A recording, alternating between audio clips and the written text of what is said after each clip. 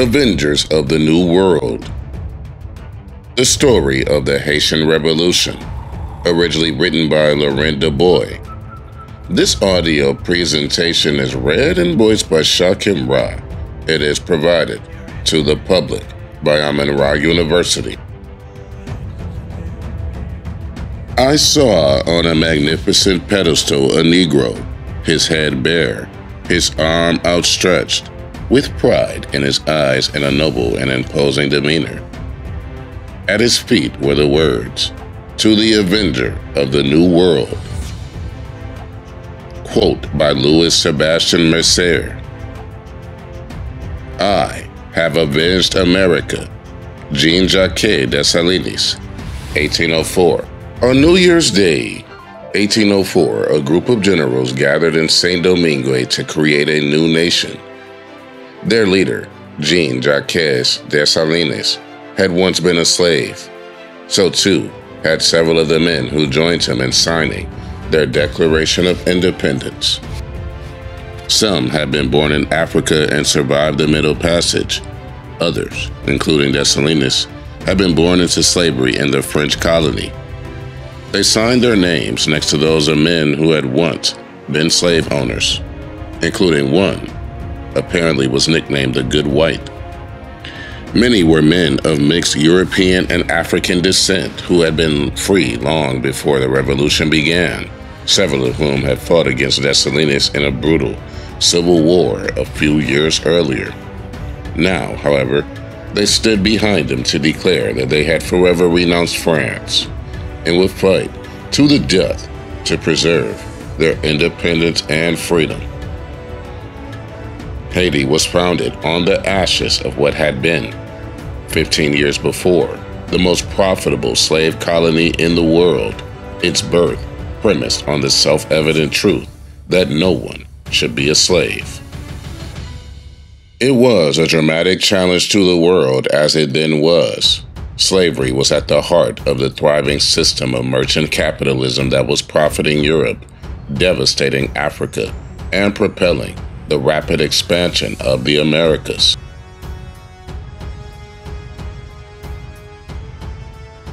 The most powerful European empires were deeply involved and invested in slavery's continuing existence, as was much of the nation to the north that had preceded Haiti to independence, the United States. For decades, San Domingo had been the leading example of the massive profits that could be made through the brutal institution. Then, in 1791, the colony slaves began a massive uprising. It became the largest slave rebellion in the history of the world and the only one that succeeded. In a few years, these Caribbean revolutionaries gained liberty for all the slaves in the French Empire. The man who came to lead San Domingo in the wake of emancipation, Toussaint L'Ouverture, had once warned the French that any attempt to bring slavery back to the colony was destined to fail. Although he did not live to see it, he was proven right. When freedom was threatened by Napoleon Bonaparte's regime, the people of San Domingo fought successfully to preserve it. Through years of struggle, brutal violence, and imperial war, slaves became citizens in the empire that had enslaved them, and then founders of a new nation. This film tells the story of their dramatic struggle for freedom. For many who fought slavery, especially slaves elsewhere in the Americas, the Haitian Revolution became an example of what could be accomplished and a source of hope for those who defended slavery. It became an illustration of the disastrous consequences of freedom. During the 19th century, an economically and politically isolated Haiti became the object of scorn and openly racist polemic. Most historians in Europe and North America ignored the Haitian Revolution, but in Haiti itself, two scholars wrote detailed histories, basing their accounts on archives and on interviews with surviving witnesses and participants, creating a rich, nationalist, historiography that was little known outside the country. On the eve of World War II, the Caribbean intellectual and activist C.L.R. James wrote The Black Jacobins, which remains the classic account of the revolution. James, looking toward the struggles for independence that he saw emerging in Africa, saw the story as an example of both the possibilities and dangers of such struggles. He understood, as the title of the book makes clear, the potent cross-fertilization between the evolutionary transformations that took place in France and the Caribbean.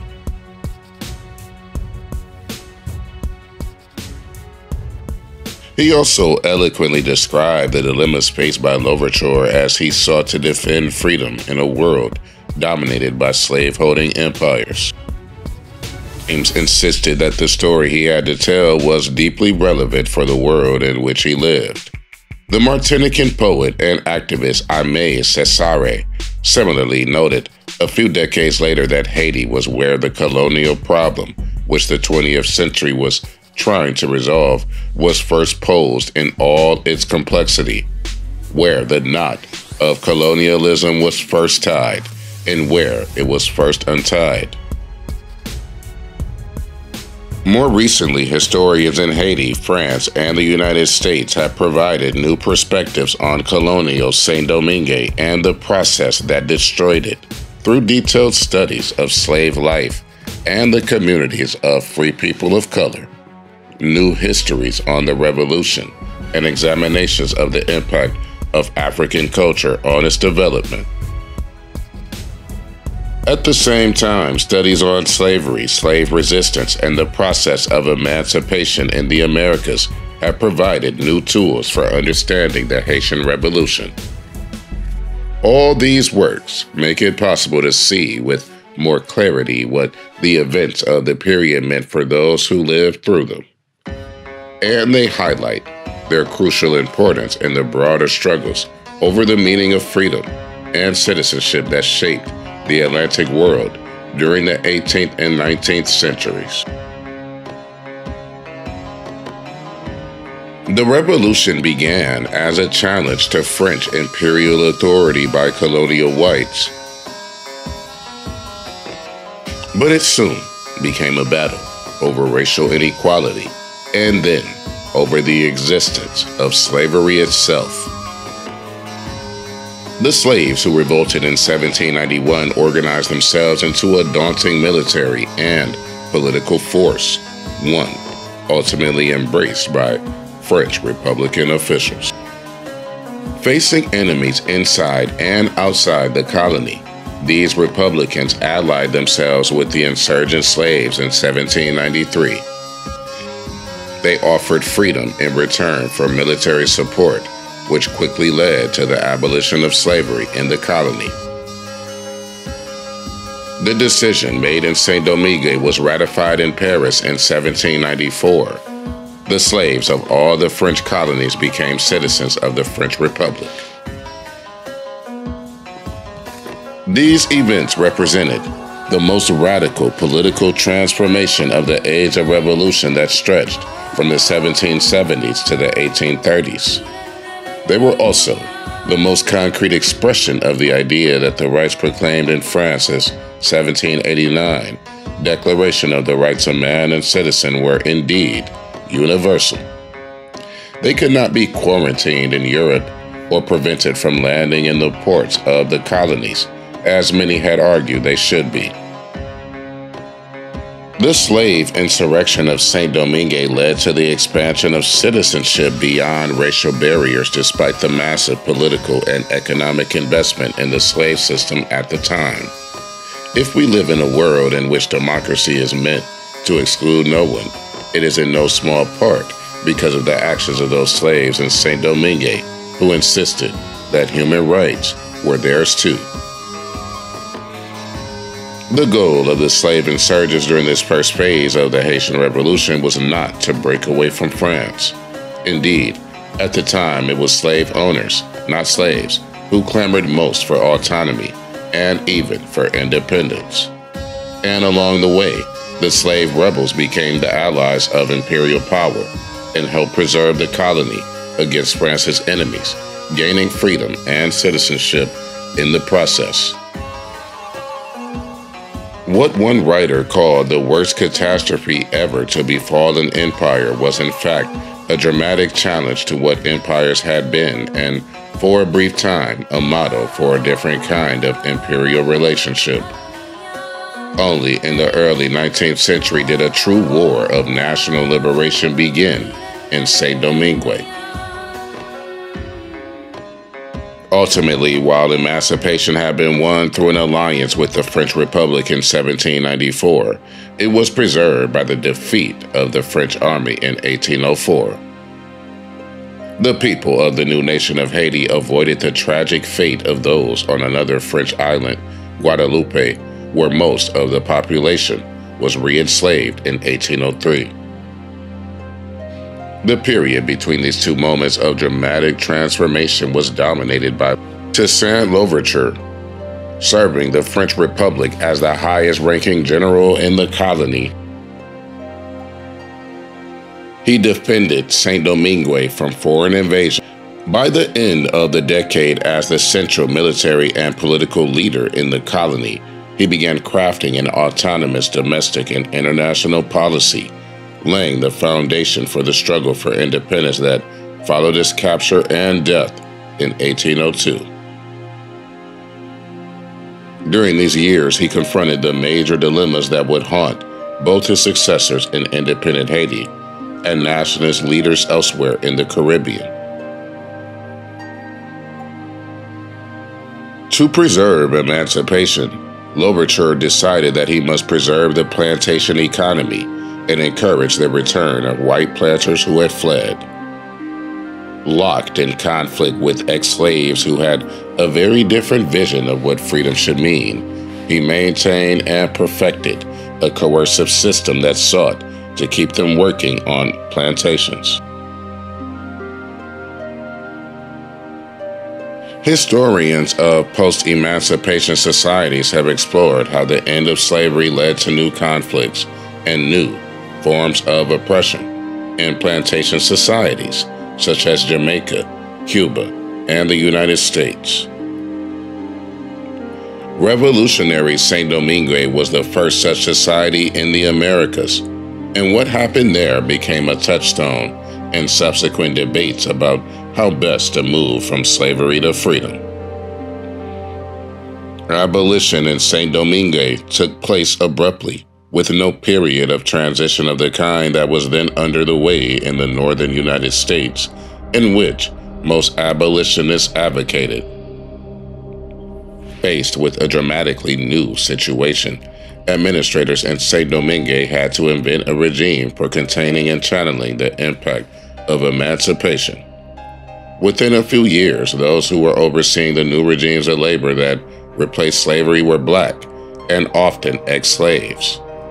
Still, the struggle that developed between managers and plantation workers over the terms of freedom was similar in many ways to the struggle that would shape later processes of emancipation. Placing the Haitian Revolution in this context helps us to make sense of the complex social conflicts that defined it. The Haitian Revolution was a uniquely transcultural moment and movement.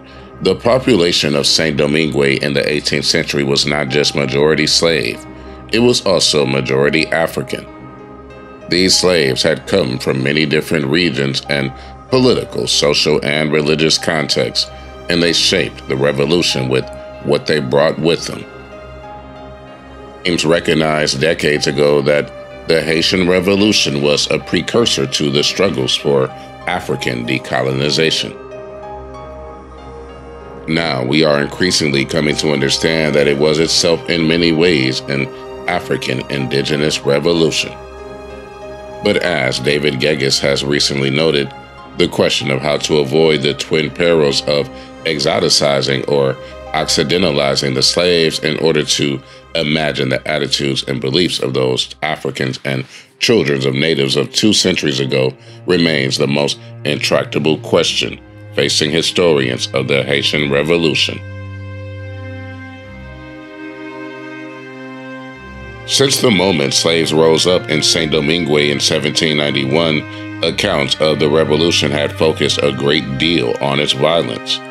The fact that some of the atrocities in the Haitian Revolution were committed by insurgent slaves and later by black officers and troops has made them the object of fascination and intensive debate. Many writers have felt the need to answer for the violence of one or another party. Did one side commit horrors first or others only in retaliation? Were the atrocities of the slave insurgents merely responses to those of the slave owners? Political violence was a major feature of the Haitian Revolution, as it was of all other revolutions before and since. The Haitian Revolution deserves a reading that places the violence in context, acknowledges its complexity, and does not use it as a way to avoid confronting the ideological and political significance of the ideals and ideas it generated. Understanding the Haitian Revolution also requires avoiding using racial designations, white, mulatto, black, as categories that can generate explanations rather than as social artifacts that demand them. Interpretations of individual and collective action during the revolution that are based primarily on racial or class categories often fail to provide a complete or coherent picture of how and why the people acted as they did. The communities of African descent who were not enslaved, for instance, were enormously diverse, both socially and politically. While many within them were of mixed European and African ancestry, not all were, and the common use of the term mulatto to describe them is misleading. Clearly, racial identification was a crucial part of the revolution and, along with economic, social, and cultural factors, influenced how individuals and groups acted and responded to one another. At the same time, complicated ideological and political forces often divided groups that we might be tempted to see as unified by race. Many of the central protagonists of the Haitian Revolution, unlike those of the other Atlantic revolutions of the period, left behind few written traces of their political thought. The major exception is Toussaint L'Ouverture. Most of what we know about their actions and ideals comes from the writings of often quite hostile witnesses whose views about slavery and slaves profoundly influence what they wrote. Many later historians have read such sources against the grain to tell eloquent stories of the silenced and the marginalized. Their work is an inspiration for my own attempt here to grasp a fleeting moment that is in many ways beyond us, to spur the imagination, as well as to invite response and revision. This is a story that deserves, and indeed demands, to be told and retold. The impact of the Haitian Revolution was enormous. As a unique example of successful Black revolution, it became a crucial part of the political, philosophical, and cultural events of the 18th and 19th centuries by creating a society in which all people of all colors were granted freedom and citizenship. The Haitian Revolution forever transformed the world.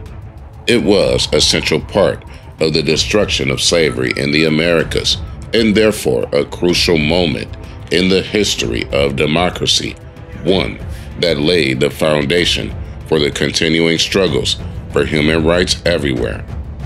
In this sense, we are all descendants of the Haitian Revolution and responsible to these ancestors.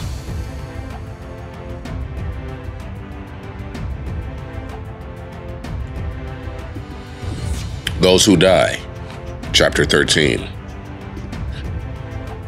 It appeared suddenly, causing sharp pains in the eye sockets, feet, loins, and stomach. The patient's face became flushed. Tears flowed from his glazed eyes.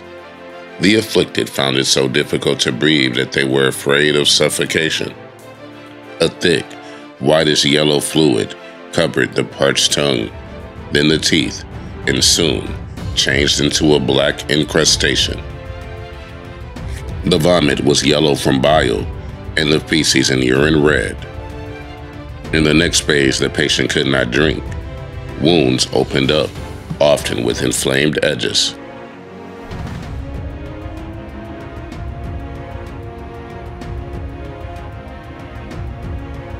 Then the patient began to heal and feel rejuvenated. This improvement, however, only signaled the end. The nervous system collapsed, causing cramps and nosebleeds, while the pulse feebled. By then, the patient was already a corpse, putrid and horrible from the blood's deep composition. This, in the words of a French doctor writing in 1806, was what happened to a victim of yellow fever. Even as they secured victory over L'Ouverture in 1802, French troops increasingly fell prey to another daunting enemy, disease. Watching their troops die around them, bewildered officers counted and reported the dead. Some cast about for an explanation for the virulence of the fever. Descourtils claimed that he had discovered an old black man who was grinding up the intestines of hastily buried fever victims to make sausages, and in doing so, purposely spread the contagion to those who remained healthy. The reality was more banal. Troops arriving in the Caribbean had always been vulnerable to such outbreaks, and many had forewarned Bonaparte of the dangers the scourge might pose to his mission to San Domingo. Aware of the danger, the council had hoped to avoid the worst by sending its troops early enough in the year to avoid the hot months when the plague was at its worst. He also mistakenly assumed that his troops would accomplish their mission quickly. Instead, the war against L'Ouverture took many months of hard campaigning. By then, the season of fever had begun, and the disease showed a rare virulence, spreading rapidly as it fed off the large numbers of unacclimated troops on the island. As 1802 wore on, the reinforcements that arrived to shore up Leclerc's mission were rapidly reduced by the plague. In mid-1803, 2 regiments of Polish troops disembarked in the town of Tiburon. 10 days later, more than half were dead of fever. They fell down as they walked, a planter noted, the blood rushing out of their nostrils, mouths, and eyes. By late 1802, an average of 100 men a day died. The disease killed the entire crew of a Swedish ship harbored in Le Cap, with the single exception of a young cabin boy, and the empty ship was put up for sale. If the First Council wants to have an army in San Domingo in the month of October, Leclerc wrote to the colonial minister Denis de Crès in June 1802, he must send one from the ports of France, for the ravages of the sicknesses here are beyond telling. He had lost 1,200 men during his first month in the colony, 1,800 in the next, and feared that he would lose 2,000 in the coming month. Of the tens of thousands who had arrived a few months before, there were only 10,000 European troops left who could still fight. Half of the officers in this army are dead from either battle or disease, he announced weeks later. Men passed through and disappeared like shadows. LaCroix recalled, "You developed a stoic indifference and separated yourself from those with whom you lived with less regret than you suffered in Europe when you learned of the light sickness of a friend." In one list of dead officers, Leclerc noted simply of one of them, "I didn't have time to get to know him." The deadly combination of yellow fever and an enemy who gave no quarter steadily undermined Bonaparte's plans for San Domingo. As Leclerc wrote in early June, the blacks still fighting against him were increasingly audacious. In mid-July, there were still nighttime meetings in the northern plain, and even in Lake Cap itself, animated by conspirators planning the massacre of the Europeans. With resistance continuing, he found himself in a bind. In order to keep his mission afloat, he had to defer, and indeed contradict, its ultimate goal, the destruction of the Black Army. With his own army becoming smaller and weaker, Leclerc had to depend on officers like Dessalines and Christophe and the colonial troops they commanded to fight the insurgents in the colony. "You order me to send the black generals to Europe," he wrote to Bonaparte in late August, but this wasn't possible, as he was using them to stop the revolts that in some areas had reached alarming proportions. His dependence on them was a financial drain. Leclerc complained to Bonaparte that he had to pay the salaries of 3,000 such officers and 12,000 colonial troops, but it was also a political liability. The more Leclerc depended on the colonial troops, the more he broadcast his weakness, and the loyalty of these troops was, as the general understood, quite fragile.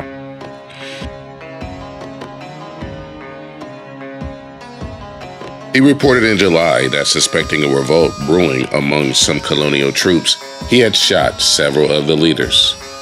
And although he claimed to be the master of Dessalines' spirit, he realized that Dessalines and other black officers were watching for an opportunity to turn against him.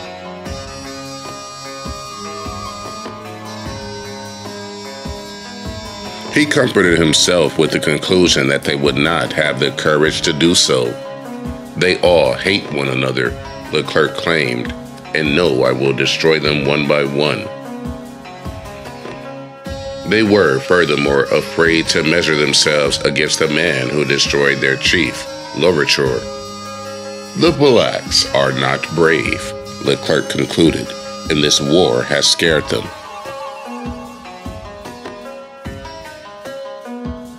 In fact, the black officers serving Leclerc were the main reason his army survived as long as it did. Dessalines was as fearsome an enemy of his former comrades as he had once been of the French.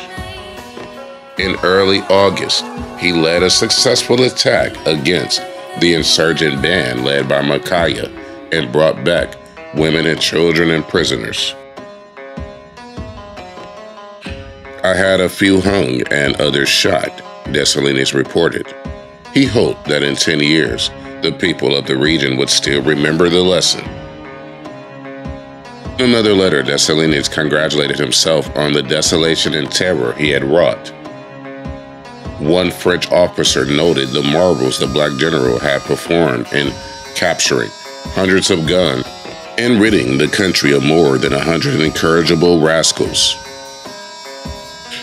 Leclerc similarly praised Dessalines as the butcher of the blacks, noting that he was using him to execute all the most odious measures he was enforcing. Another white officer went so far as to call him a god. As he had been under L'Ouverture, Dessalines held the position of inspector of agriculture and punished rebellious plantation workers in the areas under his control swiftly and fiercely. Even if his exemplary justice was part of a broader ploy to trick the French into trusting him so that he could ultimately win the final battle for independence, this was certainly no consolation for those who were his victims during this period. Finding it impossible to fulfill Bonaparte's orders to dismantle the colonial army, Leclerc sought out to carry out another aspect of the First Consul's plan, the disarmament of the general population. He initiated the process in the West in June 1802, placing it in Dessalines' hands, and soon extended the project to the south and eventually the north, collecting hundreds of rifles. According to Descortils, Dessalines took advantage of his control of the disarmament process to undermine it, secretly returning to their owners the very weapons he confiscated publicly, and stocking up on ammunition in preparation for the time he rebelled again. The process of taking weapons away, however, confirmed the suspicions many had about the intentions of the French. Both Toussaint and L'Ouverture had warned that the rifle was the guarantor of liberty in San Domingo. The disarmament process, meant to destroy the population's capacity to defend itself, backfired. It incited uprisings in several parts of the colony, including Portapi and the island of Tortuga, and helped to propel a series of defections among the colonial troops in the north. Colonel Sansochi re-emerged as one of the revolt's major leaders. During the month of June, he had submitted to the French. In early July, however, Leclerc, suspecting that Sansochi was preparing a new rebellion, ordered his arrest. Before the French could get their hands on him, he defected with many of his troops and attacked a French camp. Along with leaders such as Valmerha and Macaya, he soon controlled much of the mountainous territory of the northern province, brilliantly repulsing French attacks sent against them. The insurrection seems to be gaining more and more solidity, wrote one French officer in late July. The areas that used to be quiet are now in insurrection. The brigands were burning plantations, mounting ambushes and barricading the roads, and when confronted by French forces, they retreat as they burn. Many lower-ranking officers from the colonial army were seen heading with their new weapons to areas controlled by rebel leaders. French officers sought to terrorize the rebels into submission, giving the order to execute 5 Negroes who had been stopped by a patrol with weapons and bayonets. One officer announced, "It is only through terrible examples that we will succeed in disarming the country and give this important colony back its splendor and its prosperity. I give you permission to hang any rebel or malcontent." He recommended that such examples be made of officers suspected of being sympathetic to the rebels, as well as managers and drivers on the plantations. They are the ones who are behind the rebellions and who encourage the Negroes to revolt, he insisted. The French should show no mercy today and should punish crimes, including those committed earlier during the war, with the rope, the form of torture that frightens the Negroes. Over time, the French increasingly practiced such summary justice against black troops, often distinguishing little between soldiers who had remained loyal to them and those who had risen in revolt. Naturally, French brutality ultimately made the decision to change sides easier for those who had remained loyal. Fearing the worst, the French helped bring it about by acting the part of an army bent on destruction. James Stephen had predicted that once the true design of the French mission was unmasked, there would be no stopping the resistance against it. The disarmament alarmed many in San Domingo, and news arriving in the colony from across the Atlantic and from other parts of the Caribbean soon confirmed their fears about Leclerc's ultimate mission. The transatlantic slave trade will once again be open to French ships. An explanation attached to the law made clear that the pro-slavery planters of Paris had succeeded in winning over Bonaparte. We know how the illusions of liberty and equality were propagated in these far-off countries, where the remarkable differences between men who are civilized and those who are not, and the difference in climate, colors, and habits, and most important, The security of European families inevitably required great differences in the civil and political state of people. Those innovations so ardently desired by zealots, that is, emancipation, had disastrous effects. In searching to indiscriminately make all the men of the colonies equal in their rights, they had, quote, only made them all equally miserable. The application of philanthropy had produced in our colonies the effect of the siren song. With them came miseries of all kinds, despair, and death. Soon afterward, all black or mulatto soldiers were outlawed from visiting Paris or the French port cities without official permission from the government.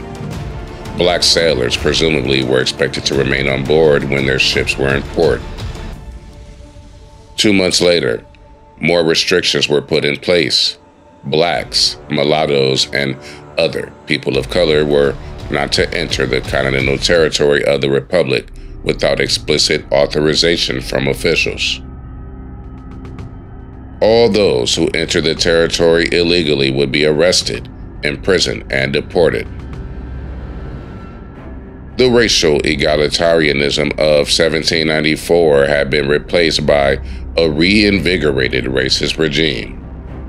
The extent to which times had changed was made clear by the fate of the 3 men who had come from San Domingo, bringing news of Sonthonax's emancipation in 1794, and who had been showered with applause in the National Convention as living symbols of the end of the aristocracy of the skin.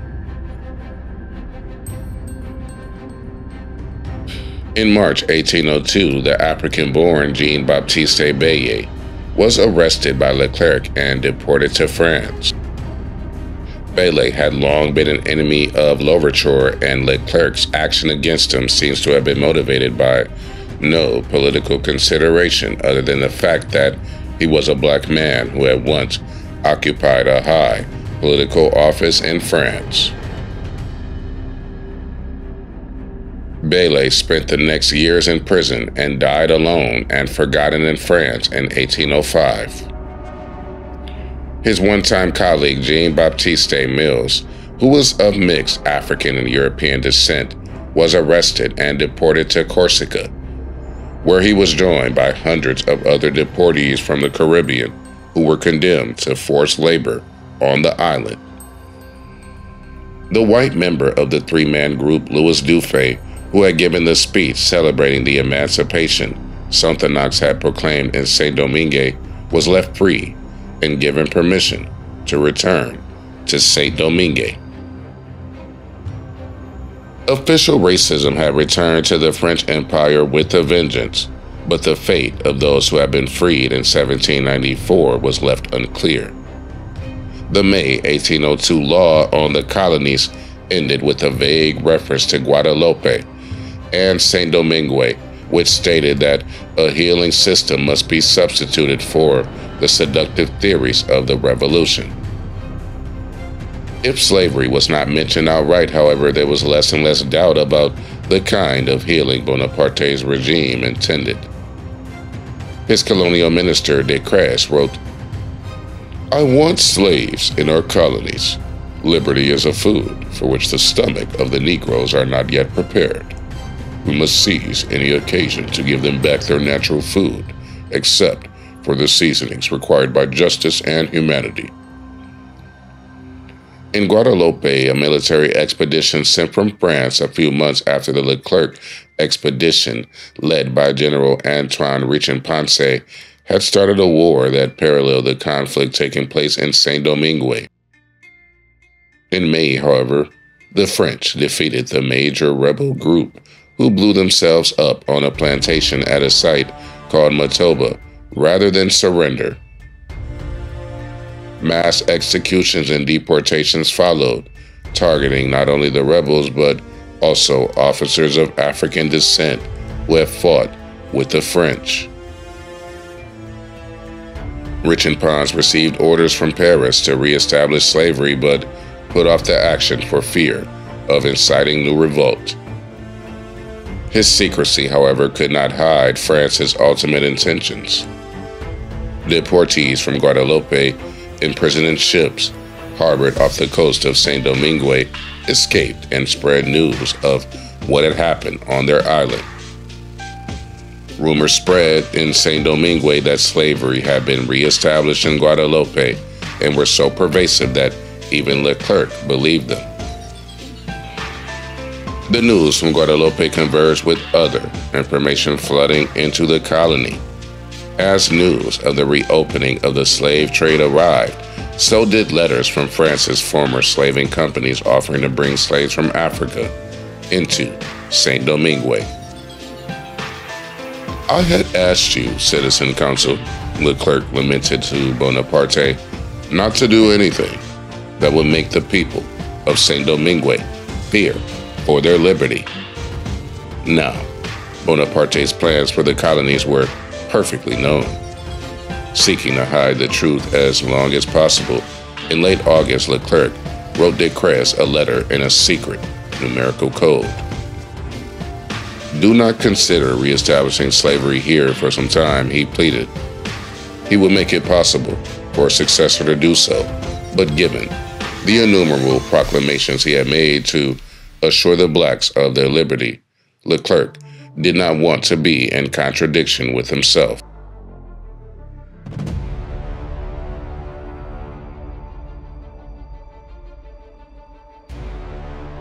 But it was too late for dissimulation to work as a weapon in Saint Domingo. Too many now understood that this was a war between slavery and freedom. In October 1802, Leclerc would make this fact unmistakably clear with a proclamation offering liberty to all those individuals freed in the colony by the Emancipation Decrees of 1793, who joined the French in fighting the insurgents. Planters promised to draw up notary acts assuring freedom to any of their former slaves who volunteered. These declarations made it undeniable that slavery was on the horizon, since otherwise no one in the colony would have any use for the individual freedoms that were being promised. Already in August, Leclerc noted the true fanaticism among the rebels who would rather die than surrender, and lamented that he no longer had any moral power in the colony. He had nothing left but terror to use against the insurgents, and he deployed this weapon with desperation, hanging 60 insurgents in one day in Le Cap. Still, as he wrote a few days later, the rebels, both men and women, seemed uncowed and even laughed at death. Furthermore, as he reminded Decrès, to inflict terror effectively he would need more money and troops.